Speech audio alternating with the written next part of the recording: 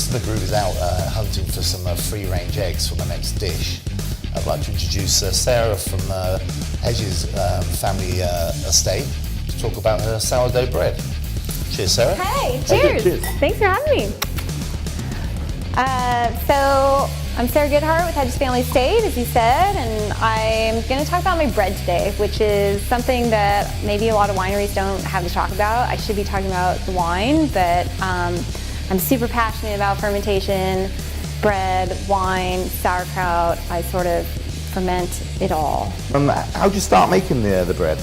I started making the bread because I was living in a town without any good bread, and I decided that was just a travesty. So I decided to create a starter culture from our vineyard grapes, and I keep it in this nice bucket. There it is. Take a good look. So this turns into that, which is hard to believe. It's basically a yeast starter, isn't it? Yeah. Yeah, it's taken a while to kind of figure out the system. This weird little shape you see on top is significance from the mountain. We're Red Mountain, which is where our wine comes from, and so it's a Red Mountain triangle. It has significance for my family, significance for the wine, significance for the bread, and everything I do here. I mean, what else is there to say? Bread and wine. Yeah, it all goes well. I mean, with the fermentation of the yeast, it's a natural progression with, if somebody works with a wine and through the business you're in, Yep. But it's great. Would you consider yourself an artisan baker I do. I think the more time you spend on something and the more time you focus on it, it's literally a passion in disguise, which I didn't really think was going to happen. I thought I was just going to be a winemaker, and then it ended up turning into bread. So it just goes together. It's sort of that old school way of looking at food. The longer you spend on something, the better it is for you, and we really should all just be doing this. Yeah, I mean, obviously there's a lot of technical and scientific behind the wine, but bread is the same the world over. It's a natural product, and everybody should be eating that way.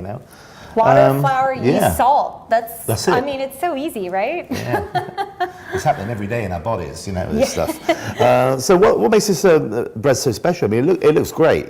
Could we try some? Yeah. Oh, for sure. That'd be brilliant. Let me slice in here.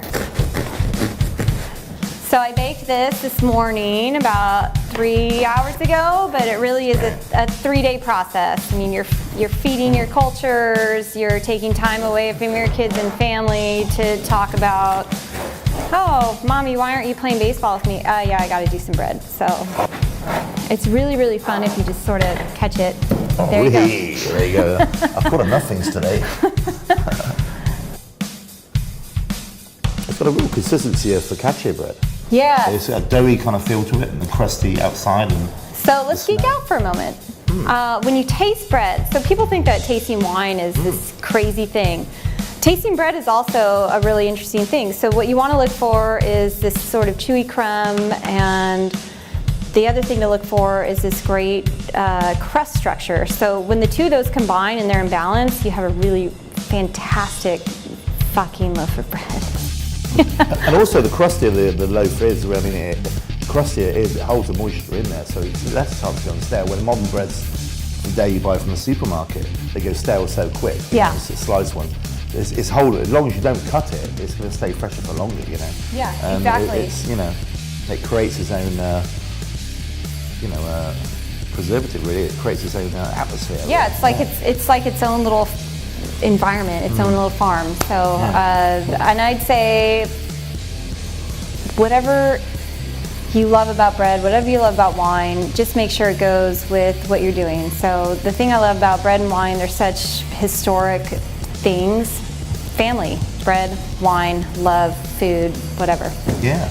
Go for it. This would be at home with anything. You could eat this bread. I mean, there are different breads all around the world, but you can have this with in the same with a bit of olive oil and balsamic vinegar, and olives, or a tapenade, anything. It'd be great with that.